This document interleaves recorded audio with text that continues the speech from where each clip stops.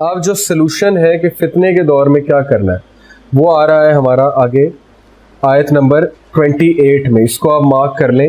وَاصْبِرْ نَفْسَكَ مَعَ الَّذِينَ يَدْعُونَ رَبَّهُمْ بِالْغَدَاوَةِ وَالْعَشِيِّ يُرِيدُونَ وَجْهَهُ وَلَا تَعْدُ عَيْنَاكَ عَنْهُمْ تُرِيدُ زِينَةَ الْحَيَاةِ الدُّنْيَا وَلَا تُطِعْ مَنْ أَغْفَلْنَا قَلْبَهُ عَنْ ذِكْرِنَا وَاتَّبَعَ هَوَاهُ وَكَانَ أَمْرُهُ فُرُطًا.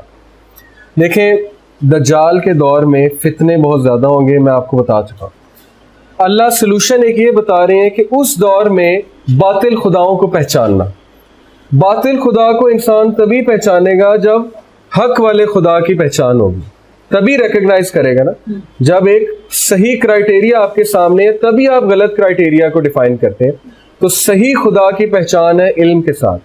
جو شخص اللہ کو جتنا پہچانتا ہے، جتنا اللہ کے بارے میں جانتا ہے، جتنا اللہ کی قربت حاصل ہے اسے، جتنا وہ اللہ کے قرآن کے قریب ہے، اتنا چانس ہے کہ وہ فتنے سے بچ جائے گا. اور جتنا اللہ سے دور ہے اتنا چانس ہے وہ فتنے میں پھنس جائے گا. تو پہلی چیز نالج آف اللہ. دوسری چیز ہے کہ اپنے دور کے باطل خداؤں کو پہچانو. اب آئیڈل ورشپنگ آلموسٹ ختم ہو گئی ہے، سورج چاند کی ورشپ نہیں ہوتی.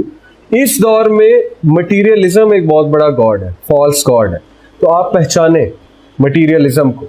اللہ نے کہا کیا تم نے اس شخص کو دیکھا جس نے اپنی خواہشات کو اپنا خدا بنا لیا، اپنے نفس کو. تو یہ ایج خواہشات کی ایج ہے، ڈیزائرز کی ایج ہے. تو اس گاڈ کو ہم نے ریکگنائز کرنا ہے، اس فالس گاڈ کو. اور کب کریں گے؟ جب اصل گاڈ کا پتہ ہے کہ نہیں اصل گاڈ ایسا ہے، فالس گاڈ یہ ہے. پھر یہاں پہ بڑا زبردست پریکٹیکل سلوشن ہے کہ وَاصْبِرْ نَفْسَكَ مَعَ الَّذِينَ يَدْعُونَ رَبَّهُمْ. اے نبی صلی اللہ علیہ وسلم اپنے آپ کو، اپنے نفس کو ان لوگ کے ساتھ رکھو جو صبح شام تمہارے رب کو پکارتے ہیں، یعنی گڈ کمپنی. اگر آپ کی کمپنی اچھی نہیں ہے تو فتنے میں پڑنے کے چانسز بڑھ جاتے ہیں بہت زیادہ. ایسا ہو ہی نہیں سکتا آپ کمپنی سے انسپائر نہ ہو.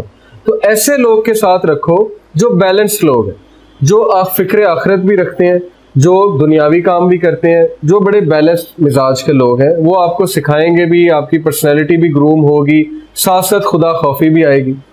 اب مثال کے طور پہ اسکل کا ماشاءاللہ آپ انوائرمنٹ دیکھیں. میں آپ کو بتانا چاہوں گا کہ ہمارے ہاں ایسے ٹیچرز ہیں جو ایک دوسرے کو کریکٹ کرتے ہیں جب گوسپنگ ہو رہی ہو. ہماری ایک بار سٹاف روم میں بات ہو رہی تھی تو کسی ٹیچر پہ ڈسکشن چلی گئی. تو ایک ٹیچر نے کہا کہ آپ کو نہیں لگتا ہم بیک بائٹنگ کر رہے ہیں، گوسپنگ کر رہے ہیں تو ایک گناہ ہے، تو چھوڑو اللہ پہ معاملہ چھوڑو. یعنی آپ سوچ سکتے ہیں آج کے دور میں اس طرح کے سٹاف رومز بھی ہیں. یعنی میجورٹی آفیسز میں تو گوسپنگ ہو رہی ہوتی ہے اور ایک بندے کا کریکٹر اسیسینیشن ہو رہی ہوتی ہے. تو ایسے لوگ موجود ہیں. تو ایسے لوگ کے ساتھ لگانا چاہیے نا اپنے آپ کو، تاکہ ہم فتنوں سے محفوظ رہیں، جو ہمیں اچھائی پیدا کریں، ہمیں اچھائی کی طرف موٹیویٹ کریں. تو ایسے بہت سے لوگ مل جائیں گے آپ کو، بلکہ اللہ خود جوڑ دیں گے آپ کے ساتھ. یہ تو زندگی کا تجربہ ہے. نبی صلی اللہ علیہ وسلم کو آئسولیٹ تو نہیں کیا اللہ نے، ایسے لوگ جوڑ دیے جو انہی کی سوچ کے تھے اور جو ان سے محبت کرتے تھے شدید اور ان کی مدد کرتے تھے. تو وہ اللہ کا کام ہے، اللہ آپ کو جوڑ دیں گے ایسے لوگ کے ساتھ. اور پھر اللہ نے کہا بالغداوتی والعشی یریدون وجہہ ولا تعد عیناک عنہم ترید زینۃ الحیاۃ الدنیا.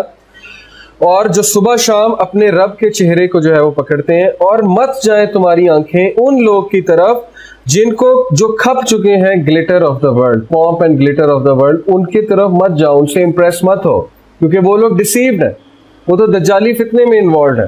ان بیچاروں کو پتہ ہی نہیں کہ وہ لوگ جو ہے ایک بہت بڑی مصیبت میں ہیں اور وہ بہت بڑے فتنے میں ہیں، لیکن وہ ہی سمجھ رہے ہیں ہم بہت کامیاب ہیں. یہی تو فتنہ ہے. یہ آخری آیات میں بھی یہ تھیم مینشنڈ ہے. اللہ کہتے ہیں کہ کیا میں تمہیں بتاؤں کہ سب سے زیادہ خسارے میں کون ہے؟ وہ ہے جو یہ سمجھتا ہے کہ میں تو بڑا اچھا کام کر رہا ہوں، ساری عمر وہ دولت جمع کرتا ہے، اولاد کو پڑھاتا ہے، کہتا ہے میں سیلف میڈ ہوں، میں نے یہ کیا، میں نے وہ کیا، لیکن اصل میں وہ لاس میں ہے. اصل میں وہ لاس میں اس لیے کیونکہ نہ تو اس نے اولاد کی اس طرح سے تربیت کی. اگر ایمان ہی نہیں ڈالا اولاد کے دل میں تو پھر کیا اچیو کیا؟ پھر تو کچھ بھی نہیں کیا. اور پھر جب اس شخص کی موت آتی ہے خدا نخواستہ تو پھر وہ پھنس جاتا ہے اور وہ احساس اسے ہوتا ہے کہ میں نے تو کیا ہی کچھ نہیں. تو یہی دجل ہے.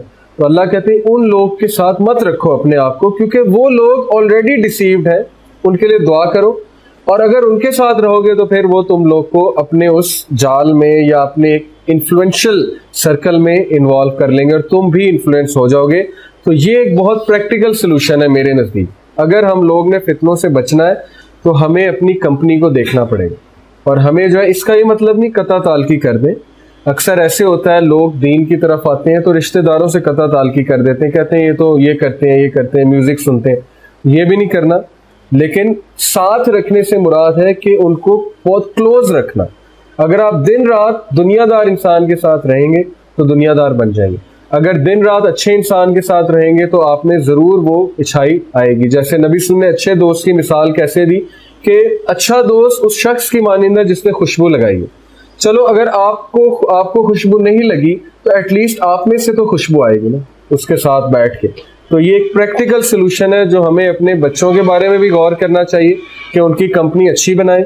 اور اسی لیے اسلامک اسکول اس لحاظ سے بہت سیف ہے کہ چلو تھوڑی بہت غلطیاں تو ہر جگہ ہوتی ہیں لیکن ایٹ لیسٹ یہاں پہ ایمان تو محفوظ ہے. ایٹ لیسٹ یہاں گناہ کے چانسز تو نہیں ہے نا.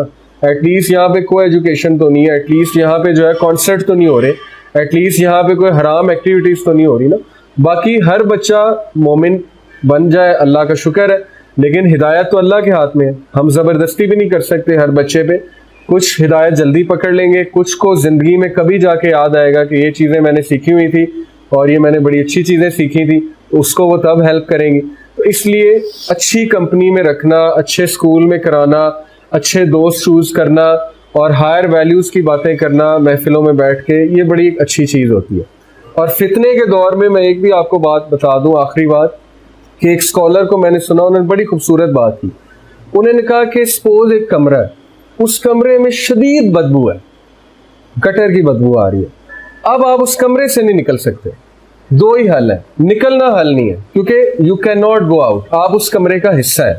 دو حل ہے, ایک یہ کہ آپ فیس ماسک لگا لو, دوسرا حل ہے کہ آپ ایئر فریشنر چھڑک دو.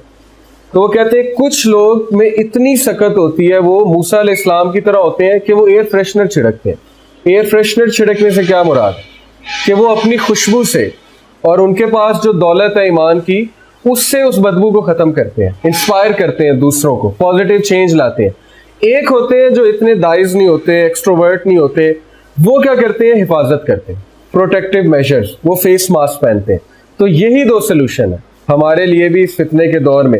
یا آپ لوگ فیس ماسک پہن لیں کیونکہ سوسائٹی گندی ہے, سوسائٹی جو ہے اس میں برے لوگ بھی رہیں گے, اس میں برائی بھی رہے گی. برائی اور برے لوگ کانسٹنٹ ہیں, وہ تا قیامت رہیں گے, وہ شروع سے لے کے اینڈ تک ہے. اس لیے ہر بار اگر ہم اپنے بچوں کو آئسولیٹ کر لیں گے اور کمرے میں بند کر دیں گے تو یہ کوئی پریکٹیکل سلوشن تو نہیں ہے نا. ہم نے انہیں چھوڑنا ہے, ایک وقت آئے گا انہیں خود ڈیسیژن میکر بنانا ہے. تو آپ انہیں پروٹیکٹیو میجر سکھا دیں کہ بیٹا اس طرح حفاظت کر سکتے ہیں. اگر چلو آپ کو ایجوکیشن میں پڑھ بھی رہے ہیں کیونکہ کوئی چوائس نہیں ہے, تو یہ پروٹیکٹیو میجر ہے.